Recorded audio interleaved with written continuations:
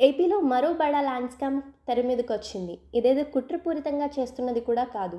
స్వయంగా ఓ retired sub registrar రాసిన లేఖ ఇప్పుడు సంచలనంగా మారిపోయింది. రిటైర్డ్ సబ్ రిజిస్ట్రార్ అయిన ధర్మా సింగ్ ఏపీ ముఖ్యమంత్రి చంద్రబాబు నాయుడు, మంత్రి లోకేష్‌కు ఒక లేఖ రాశారు.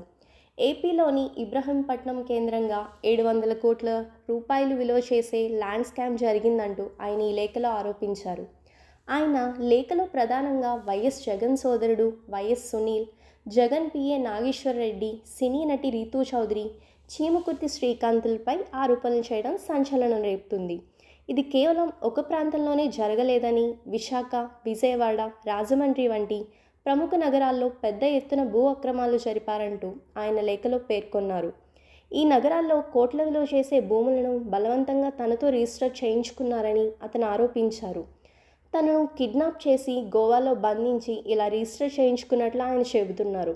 ఇప్పుడు ఈ ఆరోపణలు రాష్ట్ర రాజకీయాలను కుదిపేస్తున్నాయి.